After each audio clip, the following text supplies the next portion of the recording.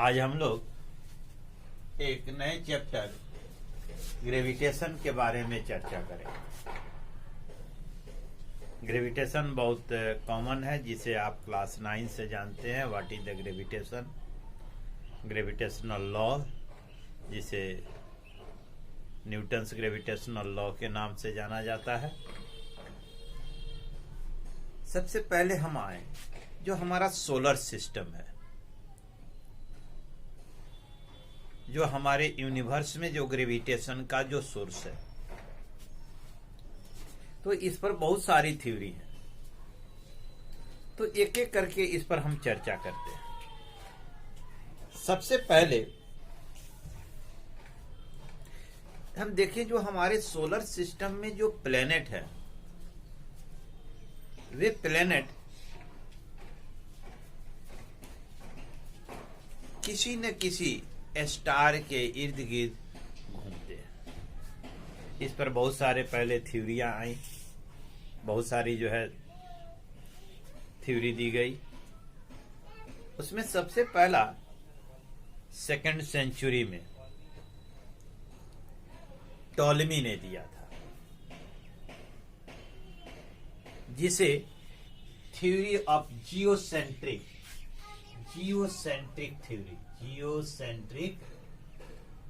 Theory Ptolemy ने दिया था, geocentric theory.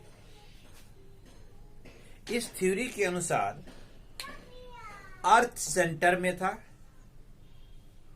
And all the other planets including the sun revolve around the अर्थ।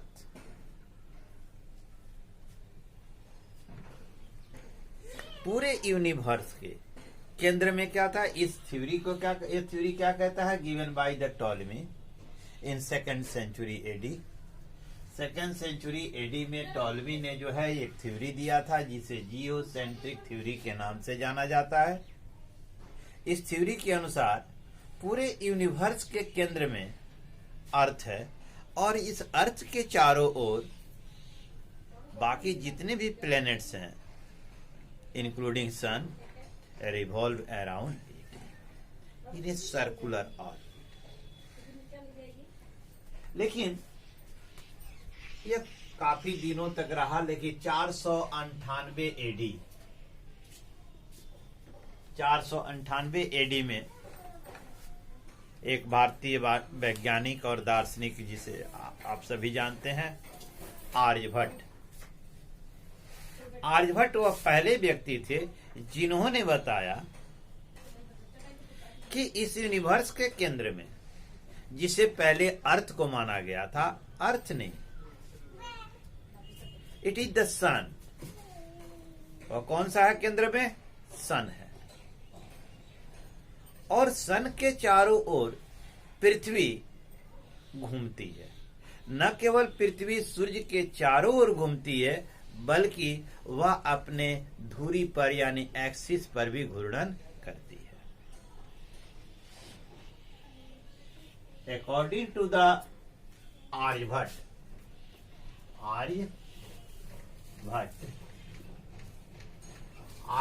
के अनुसार the earth revolve around the sun, not only around the sun but also rotate on its axis, और यह अपने axis पर भी घूमती है। Aryabhata astronomer भी थे, मैथमेटिशियन भी थे। यह थ्योरी आगे काफी दिनों तक चली। उसके बाद आपको जो है निकोलस कॉपरनिकस की थ्योरी आई, जिसे हेलियोसेंट्रिक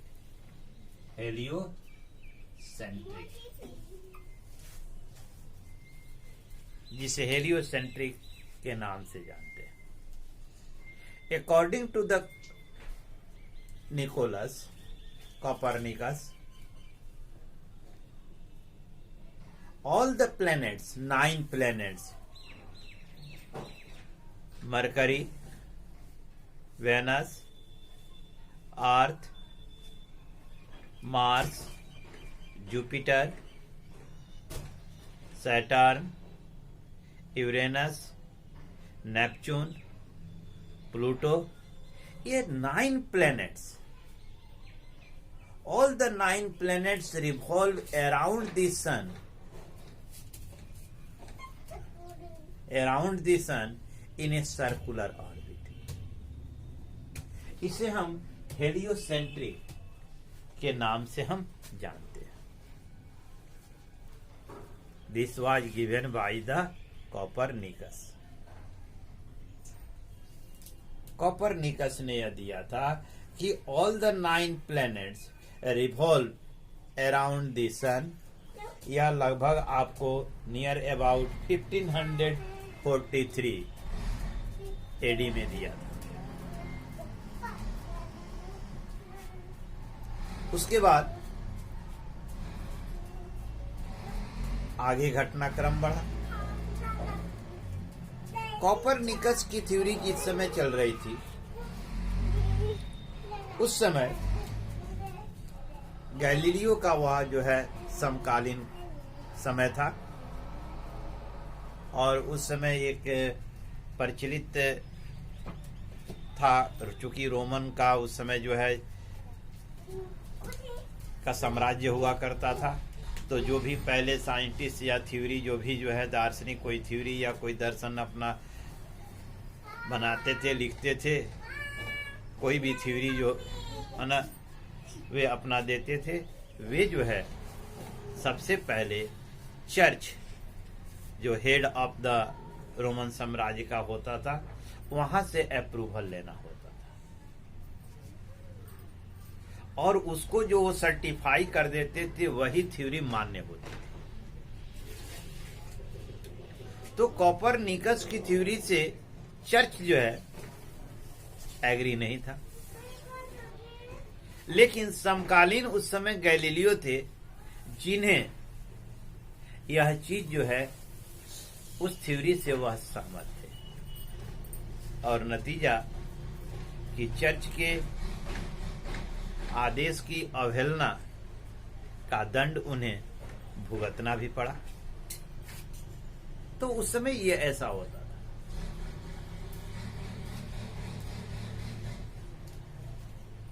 उसके बाद हम देखें तो एक थे साइंटिस्ट जिसे हम टाइको ब्राहे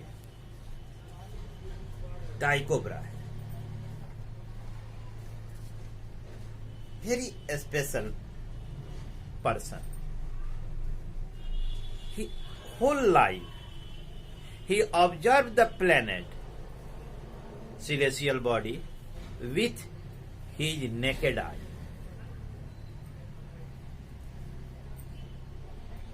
टाइको ब्राहे जो है पूरे जीवन काल में खुली आंखों से इस यूनिवर्स का अवलोकन, इन ग्रहों के है ना स्थिति, उनके चाल, उनके परिवर्तन, स्थान परिवर्तन, ये सारी चीजों को जो है ना वो खुली आंखों से ऑब्जर्वेशन, पहले साइंटिस्ट है जो खुली आंखों से इसका ऑब्जर्वेशन करके और ऑल द डाटा कंपाइल्ड, सारे डाटा को उन्होंने कंपाइल कर लिया. But he could not analyze he data, लेकिन अपने ही डाटा के जो कंपाइल किए हुए अपने ही डाटा का एनालिसिस कर नहीं वो कर सके और वो चले गए. उनके असिस्टेंट हुआ करते थे केपलर्स, जोहानस केपलर, जो उनके असिस्टेंट थे. जोहानस केपलर ने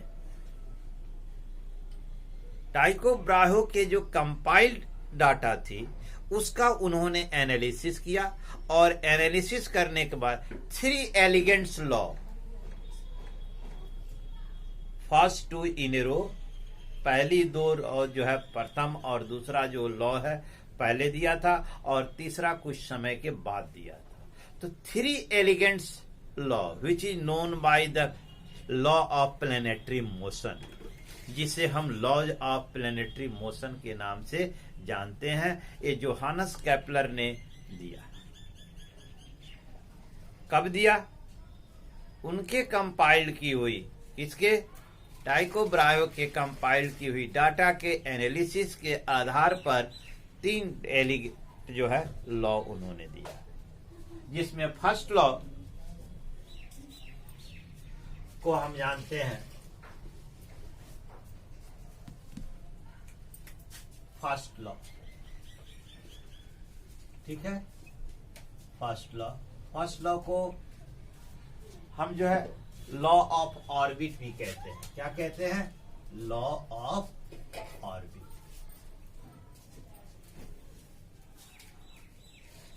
हम जोहानस केपलर्स के लॉज ऑफ प्लेनेटरी मोशन को जानने से पहले जो इसमें मुख्य चीज है उसको जानने की कोशिश करते हैं। जोहानस केपलर ने बताया कि the planet revolve around the sun not in a circular orbit but it revolve in a elliptical orbit, elliptical path.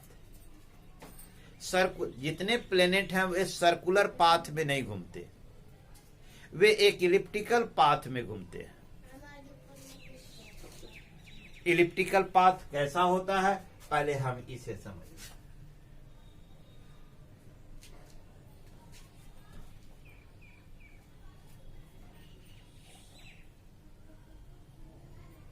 This is your elliptical path on which the planet revolves. It has the 2 focus. इसके 2 focus होते हैं, F1 और F2, ठीक है। इस elliptical path के 2 focus होते हैं, F1 और F2। इनमें से किसी एक फोकस पर सन होता है, जैसे मान लीजिए कि यहां पर सन है, ठीक है, यहां पर सन है। इन दोनों फोकस से होकर गुजरने वाली जो लाइन होती है, जो एलिप्टिकल के दोनों सिरों को मिलाती है, इसे हम मेजर एक्सिस कहते हैं। जैसे मान लीजिए P है और E है, तो PA बराबर कहते हैं मेजर एक्सिस, मेजर एक्सिस। और इस इलिप्टिकल पाथ का जो सेंटर होता है, इस सेंटर से गुजरने वाली जो लाइन होती है, यानी या मान लीजिए C है, D है, तो CD को हम कहते हैं माइनर एक्सिस, माइनर एक्सिस।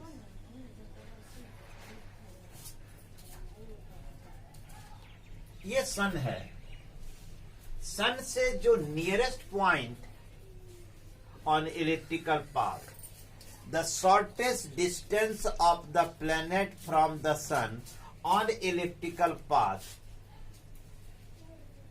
ठीक है, उसको हम पेरीहेलियन कहते हैं। यानी P जो है, यह सन है, यहां पर प्लेनेट कोई है, यहां पर यदि कोई प्लेनेट है, ठीक है, यहां पर, तो इसे पेरीहेलियन, P को क्या कहते हैं?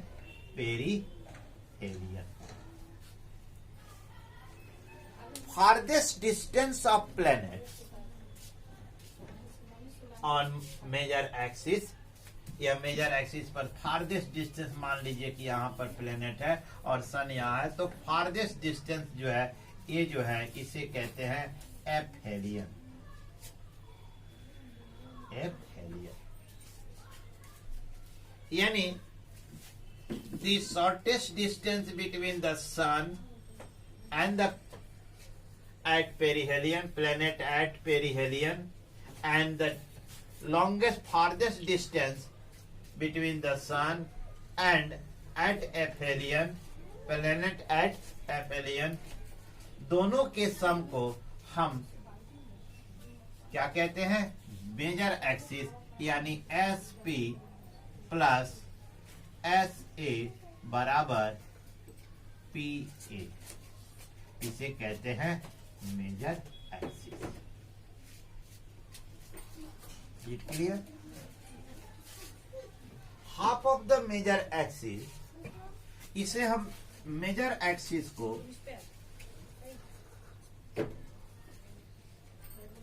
मेजर एक्सिस को 2a से डिनोट करते हैं, यानी मेजर एक्सिस को किससे डिनोट करते हैं? 2। तो इसका हाफ है, यहां से इधर ये ए होगा, ये ए होगा, तो ए को हम कहते हैं सेमी मेजर एक्सिस। क्या कहते हैं? सेमी मेजर एक्सिस बराबर जनरली हम इसी से डिनोट करते हैं। जो वर्टिकल लाइन है जो सेंटर से होकर गुजरती है, जो बीच के एलिवेटेड जो पोर्शन है उसको जो टच करती है, ये सेंटर से होकर गुजरने वाली, इसको कहते हैं हम माइनर एक्सिस। ठीक है, क्या कहते हैं? Minor axis. इसको हम CD से डिनोट करते हैं, CD से दिखाए हैं अभी बोर्ड पे। इसे हम डिनोट करते हैं 2B से, 2B से। तो सेंटर ये यदि O है तो O से C और O से D ये दोनों बराबर होते हैं, तो इसे हम कहते हैं semi minor axis. Semi minor axis है ना, यानी OC बराबर OD बराबर B, यानी यहां से यहां तक का जो डिस्टेंस है ये 2B हो गया, और यहां से यहां तक का जो डिस्टेंस है वो। It clear? तो जोहानस केपलर का जो मेन था वह यह था कि planet not revolve on circular path, planet always revolve around the sun on an elliptical path, हमेशा एक इलिप्टिकल पाथ पर मूव करता है। A perihelion or aphelion, it is the position of the planet nearest to the sun and farthest to the sun. जो nearest है उसको perihelion कहते हैं, जो फारदेस्ट है उसे एफेलियन कहते हैं। It clear? अलग अलग, जैसे हम देखें सबसे ज्यादा सूर्य के करीब मरकरी है, वेनस है। यदि इनके पाथ को हम देखें, दे नाइदर, बोथ प्लेनेट नाइदर है द कंप्लीट सर्कुलर और ए परफेक्ट इलिप्टिकल पाथ। उनका पाथ कुछ जो है ये थोड़ा सा न तो देखने में कंप्लीट इलिप्टिकल लगता है और ना ही जो है देखने में सर्कुलर लगता है। लेकिन बाकी हम देखें तो सबका लगभग जो है प्लेनेट का जो है क्या है, इलिप्टिकल पाथ होता है। अब यहां से हम स्टार्ट करेंगे Kepler's laws of planetary motion. First law, second law and third law. In the next session we will talk about the Kepler's laws of planetary motion.